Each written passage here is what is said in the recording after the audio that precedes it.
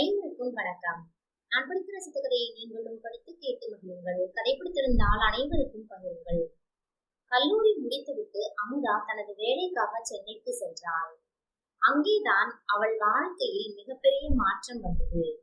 ஒரு தனியார் நிறுவனத்தில் வேலை பார்க்கும்போது சக்தியை சந்தித்தாள். சக்தி அனைவரிடமும் அன்பாக பழகினான்.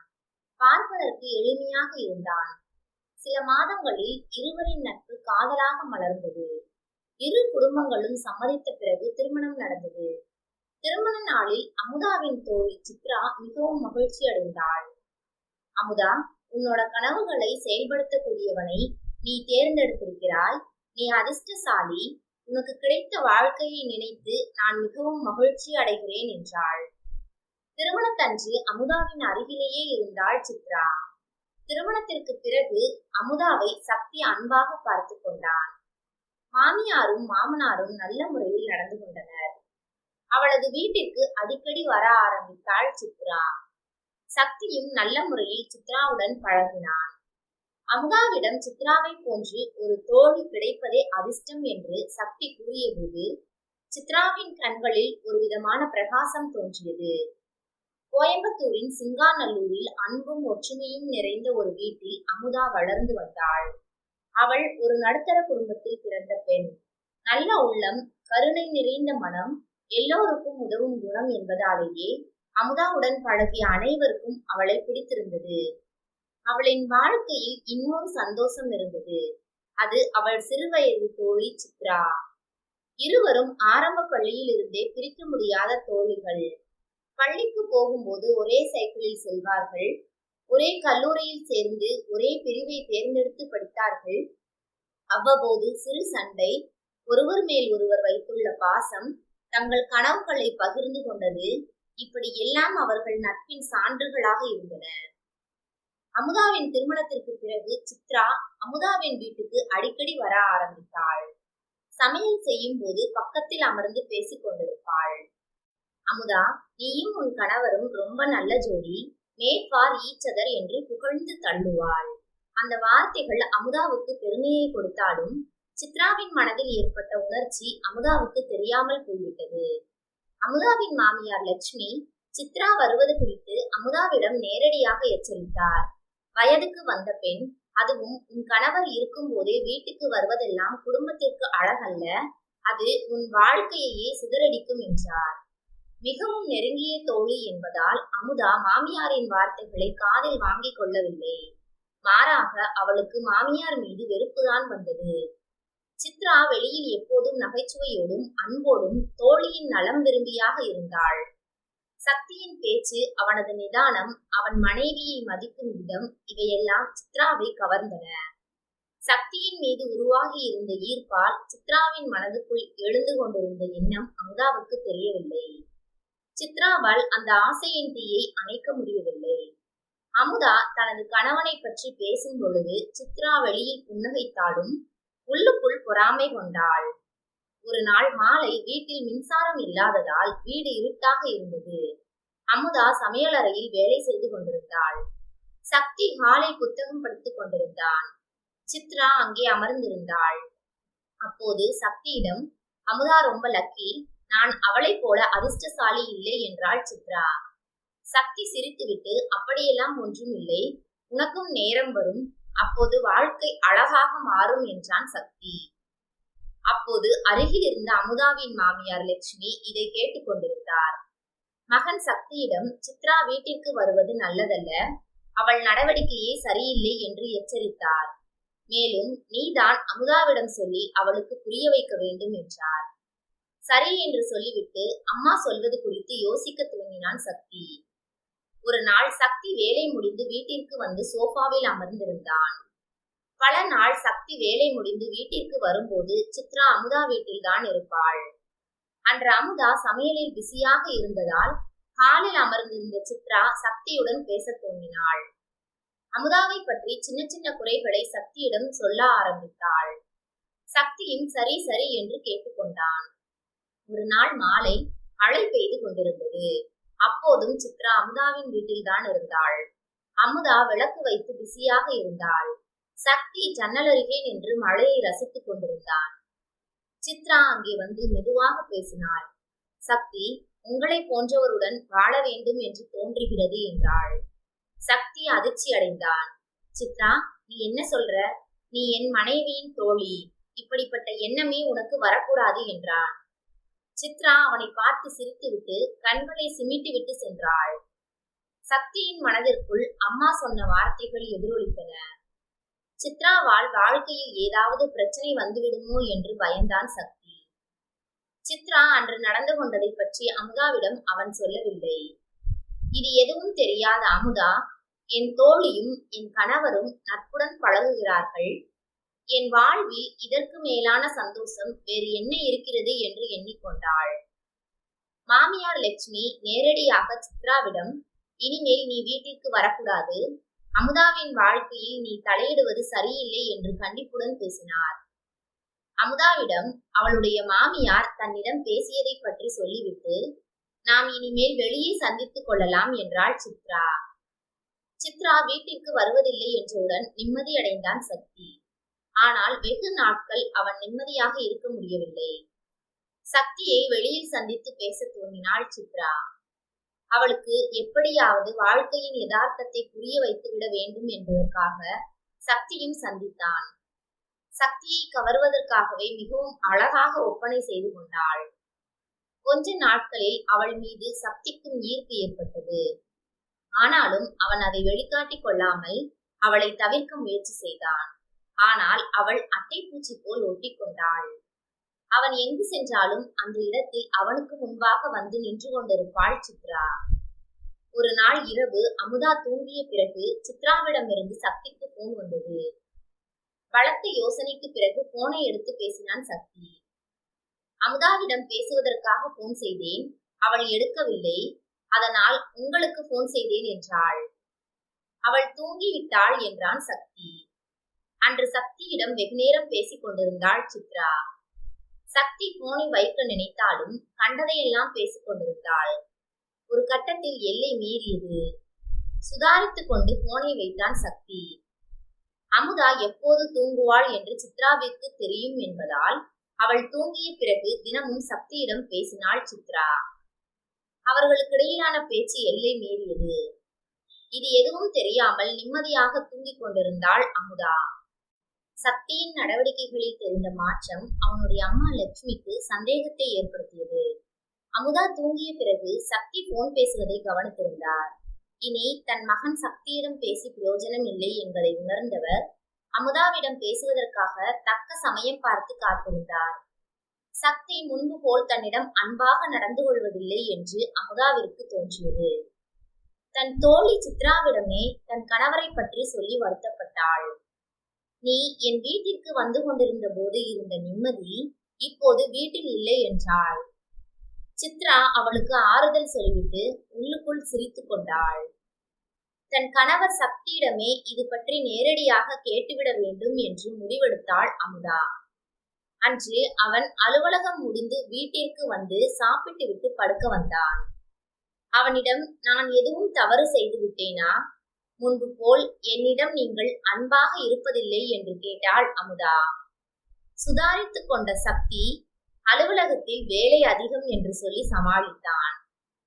மன உளைச்சல் அதிகம் என்பதால் உன்னிடம் முன்பு போல் இருக்க முடியவில்லை என்றான். அவன் பேச்சில் உண்மை இல்லை என்பதை புரிந்து கொண்டாள் அமுதா. அமுதா முகம் வாடி இருப்பதை கவனித்தார் மாமியார் லட்சுமி. மருமகளிடம் ஆறுதலாக பேசிக் கொண்டிருந்தார். அவள் உள்ளே வைத்திருந்த மன கஷ்டங்களை எல்லாம் மாமியாரிடம் கொட்ட துவங்கினாள். சக்தி முன்பு போல் நடந்து கொள்வதில்லை, பாசமாக இருப்பதில்லை, பேசுவதே இல்லை என்று அடுக்கடுக்காக குற்றச்சாட்டுகளை எடுத்து வைத்தாள். சற்றும் யோசிக்காமல் அனைத்திற்கும் நீதான் காரணம் என்றார் மாமியார். அதிர்ந்து போனவள் மாமியாரை முறைப்பது போல் திரும்பி பார்த்தாள். நான் சொல்வது உனக்கு கோபத்தை வரவழைக்கலாம், ஆனால் அதுதான் உண்மை. தினமும் நீ தூங்கிய பிறகு சக்திக்கு யாரிடமிருந்தோ போன் வருகிறது. நீண்ட நேரம் அவன் பேசிக் கொண்டிருக்கிறான். என்னை பொறுத்தவரை அது உன் தோழி சித்ராவாக இருப்பதற்கு நிறைய வாய்ப்புகள் இருக்கிறது. அவள் நடவடிக்கைகள் சரியில்லை என்பதாலேயே அவளை இந்த வீட்டிற்குள் வரவிடாமல் செய்தேன். ஆனால் நான் நினைத்தது போல் ஏதோ தவறு நடந்துவிட்டது. சக்தியின் நடவடிக்கைகளும் நீ சொல்வது போல் சரியில்லை என்றார்.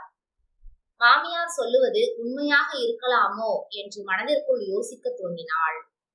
அன்று இரவு எப்போதும் தூங்கும் நேரத்தில் தூங்குவது போல் படுத்துக் கொண்டாள். ஆனால் தூங்காமல் முழித்திருந்தாள். இரவு 11 மணி அளவில் சக்திக்கு போன் வந்தது. சக்தி அமுதா தூங்குகிறாள் என்று நினைத்து போனை எடுத்து பேசிக் கொண்டிருந்தான். அவன் பேசிய வார்த்தைகள் எல்லாம் அமுதாவின் நெஞ்சை காயப்படுத்தின. என்ன செய்யலாம் என்று யோசித்தவள் திடீரென எழுந்து உட்கார்ந்தாள். உடனே அலுவலக வேலை தொடர்பாக பேசுவது போல் பாவனை செய்தான் சக்தி. நாளை பேசுகிறேன் என்று சொல்லிவிட்டு போனையும் வைத்து விட்டான் சக்தி. யாரிடம் பேசிக் கொண்டிருந்தீர்கள் என்று கேட்டாள் அமுதா. வேலை தொடர்பாக அலுவலக நண்பரிடம் பேசிக் கொண்டிருந்தேன் என்றான். அப்படியா, நீங்கள் பேசிய அனைத்தையும் நான் கேட்டுவிட்டேன். அவள் என் தோழி சித்ராதானா என்பது மட்டும்தான் என் கேள்வி. நீங்கள் என்னிடம் எந்த விதத்திலும் உண்மையை மறைக்க முடியாது என்றாள். அவளிடம் வசமாக மாட்டிக்கொண்டவன் தன் மீது தவறு இல்லை என்பதை நிரூபிக்க இது அனைத்திற்கும் நீதான் காரணம் என்றும் அவளை வீட்டிற்குள் விட்டதும் நீதானே என்றான். வீட்டிற்குள் விட்டால் இப்படித்தான் அத்துமீறி நடந்து கொள்வீர்களா என்று கேட்டாள் அமுதா. ஒன்றும் அத்துமீறி நடக்கவில்லை. அவளுக்கு ஆறுதலாக பேசிக் கொண்டிருந்தேன், அவ்வளவுதான் என்று சொல்லிவிட்டு அங்கிருந்து எழுந்து சென்று மொட்டை மாடியில் படுத்துக் கொண்டான். காலையில் மாமியார் முன்னிலையில் கணவரிடம் சித்ராவிடம் இனிமேல் நீங்கள் பேசக்கூடாது என பிரச்சனை செய்தாள் அமுதா. அவனும் அம்மா முன்னால் இனி அவளிடம் நான் பேசப் போவதில்லை, நீயே அவளிடம் தொடர்பு கொண்டு சொல்லிவிடு என்றான். இப்போதே அவள் நம்பரை பிளாக் செய்து விடுகிறேன் என்று சொல்லி மனைவி முன்னால் அவளது போன் நம்பரை பிளாக் செய்தான். அவன் பேச்சில் உண்மை இருப்பது போல் தெரிந்ததால் சமாதானம் அடைந்தாள் அமுதா. சித்ராவிற்கு தொடர்பு கொண்டு என் கணவரிடம் இப்படி நடந்து கொள்ள உனக்கு எப்படி மனம் வந்தது என்று கேட்டாள் அமுதா. தோழி என்ற முறையில் உன்னை பார்க்க வீட்டிற்கு வந்த என்னிடம் ஆசை வார்த்தைகளை கூறி நம்பிக்கை விதைத்தது உன் கணவர்தான். உன் கணவரைத்தான் நீ கேள்வி கேட்க வேண்டும், என்னை கேட்கக்கூடாது என்று கடுமையாக பேசிவிட்டு போனை வைத்தாள் சித்ரா. கல்லூரி படிக்கும் போது இருந்த சித்ரா இப்படி மாறி இருக்கிறாளே என்று ஆச்சரியப்பட்டாள் அமுதா. அவளது உண்மையான குணத்தை அறிந்து கொள்ளாமல் இப்படி வீட்டிற்குள் விட்டு இப்போது தன் வாழ்க்கை கேள்விக்குறியாகி விட்டதே என்று அழுது கொண்டிருந்தாள் அமுதா. ஒரு வாரம் சக்தி சித்ராவிடம் பேசவில்லை. அமுதாவிடம் பழைய மாதிரி நடப்பதற்கு முயற்சி செய்தான். சக்தி தன்னிடம் பேசவில்லை என்றவுடன் சித்ராவிற்கு கோபம் வந்தது. இத்தனை நாட்கள் தன்னுடன் பழகியதால் அவனை எப்படி மறுபடியும் தன்னிடம் பேச வைக்க வேண்டும் என்பதை நன்கு அறிந்திருந்தாள் சித்ரா. அன்று தியேட்டருக்கு படம் பார்க்க செல்லாம் என்று அமுதாவை அழைத்தான் சக்தி. அவன் மீது இருந்த கோபம் குறையாததால் நான் வரவில்லை, நீங்கள் மட்டும் சென்று வாருங்கள் என்றாள் அமுதா. அவன் மட்டும் படம் பார்ப்பதற்காக சென்றிருந்தான். டிக்கெட் எடுத்துக்கொண்டு தியேட்டருக்குள் சென்று அமர்ந்திருந்தான். படம் போடப்படும் சமயத்தில் அவன் பக்கத்தில் வந்து அமர்ந்தாள் சித்ரா. மிகவும் திட்டமிட்டு அவன் டிக்கெட் எடுத்தவுடன் அவன் இருக்கைக்கு அருகிலேயே டிக்கெட் எடுத்துக்கொண்டு வந்து அமர்ந்திருந்தாள். அவள் முகத்தை பார்த்து அதிர்ந்தான் சக்தி. சித்ரா முகத்தை மிகவும் சோகமாக வைத்துக்கொண்டு, ஆறுதலுக்காகத்தான் உங்களிடம் பேசிக் கொண்டிருந்தேன், நீங்கள் இப்போது பேசாமல் இருப்பதால் எனக்கு வாழவே பிடிக்கவில்லை என்பது போல் பேசினாள். அந்த வார்த்தைகளில் உருகி போனான் சக்தி. அவன் கையை பிடித்துக் கொண்டு உட்கார்ந்து கொண்டாள் சித்ரா. பேசிக்கொண்டே இருந்தாள். உங்களை தனியாக சந்திக்க வேண்டும் என்றாள். அவள் பேசியதில் உருகி போனவன் அவளை சந்திப்பதற்காக அடுத்த நாள் அலுவலகத்திற்கு செல்வது போல் கிளம்பி அவள் வீட்டிற்கு சென்றான். அங்கு சென்ற அவனிடம் சிறிது நேரம் பேசிவிட்டு அவனை கட்டிக்கொண்டாள். சக்தி ஏதோ தவறு செய்கிறோம் என்பதை உணர்ந்தவன் அவளிடம் இருந்து தன்னை விடுவித்துக் கொண்டு அங்கிருந்து சாதுரியமாக வெளியேறினான். அதன் பிறகுதான் அவன் வாழ்க்கையே மிகப்பெரிய சிக்கலை சந்திக்கப் போகிறது என்பது அவனுக்கு தெரியவில்லை. அடுத்த 2 நாட்கள் கழித்து சித்ரா ஒருவனுடன் வந்து சக்தியை சந்தித்தாள். சித்ராவும் சக்தியும் கட்டி பிடித்துக் கொண்டிருப்பது போல் புகைப்படத்தை சக்தியிடம் காண்பித்தனர். உனது மனைவிக்கு இந்த புகைப்படத்தை அனுப்பி வைக்கப் போகிறோம் என்று மிரட்டத் துவங்கினர். இனிமேல் சித்ராவிடம் பேச மாட்டேன் என்று அவன் உத்தரவாதம் கொடுத்த போது இனிமேல் நீங்கள் இப்படி செய்தால் நான் உங்களுடன் வாழ மாட்டேன் என்று சொல்லியிருந்தாள் அமுதா. அந்த வார்த்தைகள் அவனுக்குள் ஓடிக்கொண்டிருந்தது. வேறு வழி இல்லாமல் அவர்கள் கேட்ட 50,000 பணத்தை தருவதாக ஒத்துக்கொண்டான். அவனிடம் 50,000 இருப்பது சித்ராவிற்கு ஏற்கனவே தெரிந்திருந்தது.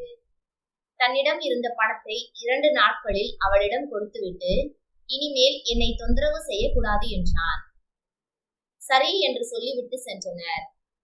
2 வாரங்கள் கழித்து மீண்டும் பணம் வேண்டும் என்று மிரட்டினர். பணத்தை தயார் செய்வதற்காக 1 வாரம் அவகாசம் கேட்டான். 1 வாரத்தில் தரவில்லை என்றால் அனைத்து புகைப்படங்களையும் உன் மனைவிக்கு அனுப்பி வைப்போம் என்று மிரட்டிவிட்டு சென்றனர். மேலும் சித்ராவுடன் வந்தவன் அவளது கணவன் என்பதும் அவனுக்கு அப்போதுதான் தெரிய வந்தது. வீட்டில் அமுதாவிடமும் சொல்ல முடியாமல் மீண்டும் பணத்தை ரெடி பண்ண முயன்றான். ஆனால் முடியாமல் தவித்தான்.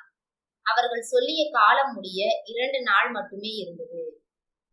அவனது அம்மா தூங்கிக் கொண்டிருக்கும் போது அம்மாவின் நகையை எடுத்துக்கொண்டு சென்றான் சக்தி. அம்மாவின் நகையை அடகு வைத்து அதன் மூலம் கிடைத்த பணம் 1 லட்சத்தை சித்ராவிற்கு கொடுப்பதற்காக அவர்கள் சொன்ன இடத்திற்கு சென்றான் சக்தி. பணத்தை பெற்றுக்கொண்ட அவர்கள், நாங்கள் கேட்கும் போதெல்லாம் பணம் கொடுக்க வேண்டும் என்றனர். பணத்தை கொடுத்தால் புகைப்படங்களை அழித்து விடுவார்கள் என்று நினைத்த சக்தி ஏமாந்து போனான். என்ன செய்வது என்று தெரியாமல் அங்கிருந்து கிளம்ப முயற்சிக்கும் போது காவலர்கள் வந்து சித்ராவையும் அவளது கணவரையும் கைது செய்தனர். எப்படி காவலர்கள் இங்கு வந்தார்கள் என்பது தெரியாமல் அதிர்ச்சியில் இருந்தான் சக்தி. காவல் நிலையத்தில் புகார் கொடுத்து இது அனைத்தையும் செய்தது அமுதாதான் என்பதை அறிந்து நிம்மதி அடைந்தான். அமுதாவிடம் மன்னிப்பு கேட்டான் சக்தி. எப்படி உனக்கு உண்மை தெரிந்தது என்று கேட்டான். நீங்கள் நகையை எடுப்பதை பார்த்துவிட்ட அம்மா எனக்கு எச்சரிக்கை செய்தார். நான் உங்களை கண்காணிக்க தொடங்கினேன். அப்போதுதான் சித்ரா பற்றிய அனைத்தையும் தெரிந்து கொண்டேன் என்றாள். அவள் என் தோழியாக உள்ளே வந்ததால் மட்டும் உங்களிடம் அப்படி நடந்து கொள்ளவில்லை. சித்ரா இதை வாடிக்கையாகவே வைத்திருக்கிறாள். உங்களை ஏமாற்றுவதற்கு அவள் என் தோழி என்பதால் அதை தனக்கு சாதகமாக பயன்படுத்தி கொண்டாள். இதுபோல் பலரை ஏமாற்றி இருக்கிறாள். நான் தான் அவளை பற்றி தெரியாமல் இருந்திருக்கிறேன் என்று சொல்லி வருத்தப்பட்டாள் அமுதா. அமுதாவும் சக்தியும் வீடு வந்து சேர்ந்தனர். அமுதா மாமியார் காலில் விழுந்து மன்னிப்பு கேட்டாள். சக்தியும் அம்மாவிடம் மன்னிப்பு கேட்டான். வீட்டில் வயதானவர்கள் இருந்தால் அவர்களுக்கு ஒன்றும் தெரியாது என்று நினைத்து விடாதீர்கள். அவர்கள் உங்கள் நலனுக்காகவே எதையும் செய்வார்கள், சொல்லுவார்கள் என்பதை மட்டும் புரிந்து கொள்ளுங்கள் என்றார் மாமியார் லட்சுமி. பழையபடி அமுதாவும் சக்தியும் மகிழ்ச்சியான வாழ்க்கையை வாழ ஆரம்பித்தனர். வாழ்க்கையில் நம்பிக்கை என்பது முக்கியம்தான். ஆனாலும் அனைவரிடமும் எச்சரிக்கையாக இருப்பதும் மிகவும் முக்கியம். நன்றி. கதை பிடித்திருந்தால் லைக் பண்ணுங்க, ஷேர் பண்ணுங்க, சப்ஸ்கிரைப் பண்ணுங்க. உங்களுடைய கருத்துக்களை கமெண்ட் பாக்ஸில் தெரிவிக்கவும். தங்கள் ஆதரவிற்கு நன்றி.